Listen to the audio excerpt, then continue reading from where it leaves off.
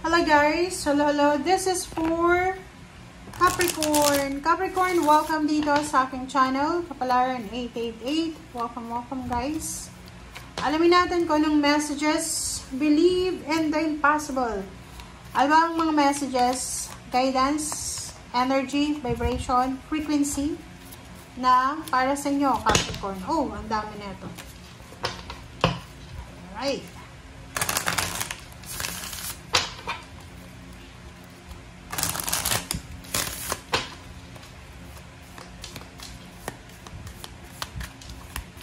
Sobrang aga ko guys nagre-read. It's 3 a.m. in the morning. Okay. Believe in the impossible. Enlightenment. Okay. So, sinasabi ng bara sa'yo dito na doon sa mga Capricorn na feeling hopeless lang. Kung feeling hopeless, helpless ka, na parang akala mo wala nang mangyayari sa buhay mo. Dito sa barahang to, this is blue moon, this is rare moon. Sinasabi ng blue moon na yan na believe in the impossible. Walang imposible sa Panginoon. Okay? Maniwala lang tayo. Have faith na walang imposible dito sa mundo. And next card natin is enlightenment. Sinasabi ng baraha na kung nasa kadiliman ka ngayon, yung parang feeling, pag feeling hopeless kasi, madilim yung paligid natin eh. Parang akala mo, wala nang makakatulong sa'yo, wala nang mangyayari sa buhay mo, wala nang way out. Parang feeling mo, hanggang dito na lang, wala nang pag-asa. But, there's an enlightenment. Sinasabi ng enlightenment card na to na kailangan nating mag-pray, kailangan natin na mag-reflect, mag-meditate. Humingi tayo ng tulong sa Panginoon, kasi Panginoon lang yung pwedeng makatulong sa atin. Gagamitin niya yung mga tao, okay? Gagamitin ng Panginoon yung mga tao para matulungan tayo. But, ang kailangan natin is direkta tayo na sa Panginoon, 'di ba? Sabihin natin na, Lord, sana ibigay mo sa akin yung serenity. Okay? Ako palaging ganun yung prayers ko, serenity. Kasi pag masyado tayong aggressive sa approach natin, masisira yung blessings na dapat na ibigay sa atin ng Panginoon eh. 'Di ba? Just let go, let God, let it flow. But believe na lahat ay kayang magbago, lahat ay mababago. Okay? Alright. So, and also, sa mga, intuition, makinig ka sa intuition mo kasi minsan, yung mga messages, mga guidance ng spiritual helpers mo and guides, angels, archangels, ay through intuition siya. Hindi siya sasabihin sa'yo na, oy, ito yung gagawin mo. Okay? Alright. So, first card natin is 7 of Wands. Queen of Wands, 8 of Pentacles, this is Job, High Priestess, wow, this is water sign energy, and 4 of Pentacles. Sa ilalim mo guys is the World card, Page of Wands, and 10 of Pentacles, Justice. OMG, wow! Capricorn, ito yung mga pera, trabaho, pagkakataon. Tingnan mo to. Sinasabi ng baraha dito, doon sa mga Capricorn lang na nasa Pilipinas ka pa, sinasabi ng baraha na in the near future, malapit na to. This is the near future. Sinasabi ng baraha na posible ikaw ay makakapag-travel sa ibang bansa, it's international, hindi lang isang bansa, international. May pagkakataon kang malibot yung buong mundo. And, posible din na magkamal ka ng limpak-limpak na salapi. So, if you are aiming for a huge amount of money, possible kang makatanggap ng malaking kontrata. So, hindi ko alam kung anong profession mo sa buhay, or anong profession mo sa ngayon. And, sinasabi na there's a good karma coming, lalo na sa financial. There's a good karma coming, financial good karma, na posibleng darating sa'yo. Ano man ito na pinagdadaanan mo, kaya nga believe in the impossible. Kasi parating na yung completion, parating na yung achievements, yung prosperity, yung abundance, and transformation. Alright. Okay. Alright, 7 of Wands. Ano ba ang kailangan mong proteksyonan? Tingnan natin. Bakit kailangan mong proteksyonan? 7 of Wands para sa mga Capricorn. Oh, sorry. Dalawang baraha.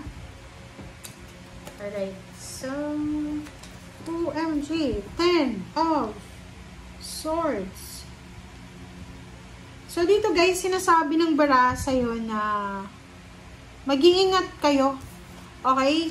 You need to protect yourself from any deceit, envy, jealousy. Talagang kaiinggatan ka eh. Kasi kung nakita mo yung baraha mo kanina, diba, na parang sinasabi na you will receive financial good karma. Talagang kaiinggatan ka. So, dito sinasabi ng baraha na you need to protect your relationship. Okay, this is relationship. So, you need to protect your relationship. You need to protect yourself. You need to protect your money, your job, or kung ano pa man. Lalo na sa relasyon. Kasi there's someone here na gustong sirain yung relationship mo. Gustong pumasok sa eksena eh. Okay, Queen of Wands.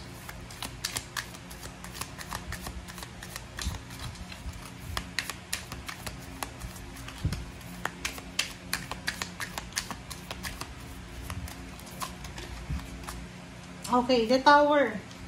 So, nakikita ko sa'yo dito na meron na possible na pagbabago sa buhay mo. Like, halimbawa, yun, like financial problems, emotional problems, possible na nasira sa buhay mo. Pwedeng nawala ng trabaho, nawala ng negosyo, nawala ng relationship, nasira yung diskarte. And the Tower is here, but the Queen of Wands is here also. So, parang sinasabi ng baraha na makakaalis ka na, makakalaya ka na, sa kung ano man na tower moment na yan. Ang tower moment is mga disappointments natin yan, mga bagay na hindi nangyari, yung mga nasira, mga plano na parang hindi nangyari. So, sinasabi ng bara, huwag ka mag-alala kasi makakaalis ka na sa ganyang klase ng sitwasyon. And the Eight of Pentacles, tingnan natin. Eight of Pentacles, Judgment. Wow! Sinasabi ng bara sa'yo dito, Capricorn, na kailangan mong lumabas sa comfort zone mo kung gusto mong mahanap yung trabaho na talagang para sa'yo. Okay? Kailangan mong magdesisyon.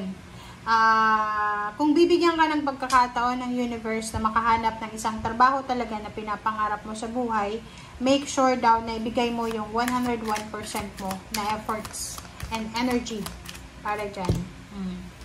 King of Cups. Why? This is King of Coins and High Priestess. So, there's a hidden incoming. Wow, wow, wow, wow. Okay, so sa ngayon, Capricorn, congratulations in advance. Kasi, maybe ngayon, hindi mo pa nararamdaman yung pagiging King of Coins eh. Parang hindi mo pa nararamdaman. Pwedeng nagsisimula ka pa lang sa trabaho, negosyo, or sa kung ano pa man yun na parang cycle ng buhay mo, journey mo sa buhay. Pero there's a hidden, nakatago siya.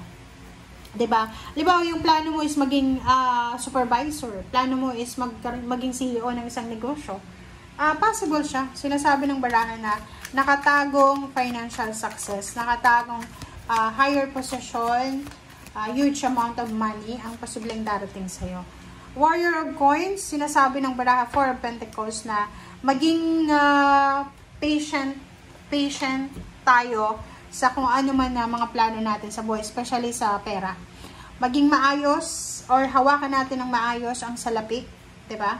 Kasi yung Warrior of Coins is siya palagi siyang ready to spend, ready to ganito ganyan. So, if you're saving money or planning to save money, make sure na hindi ka Warrior of Coins. Kaya pag Warrior of Coins ka, yung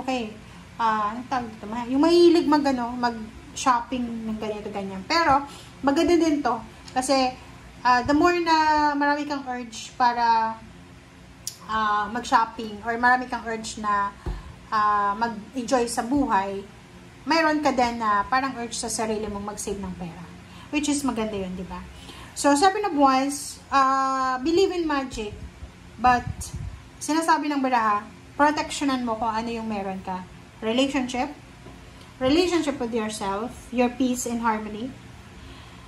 Protectionan mo yung pera mo, lalo na kung nakikita mo naman na ikaw ay magaling sa trabaho, diba? Protectionan mo. Freedom from anything na nakakasuka, nakakasakal na sa buhay mo. And kung may trabaho ka ngayon, take charge, take control of the situation. Like, iwasan natin yung tukso ng palaging absent. Iwasan natin yung tukso ng palaging late. And be thankful and grateful kasi maraming hidden message or hidden blessings ang universe na parating pa lang sa'yo. Okay? So, thank you guys. Bye!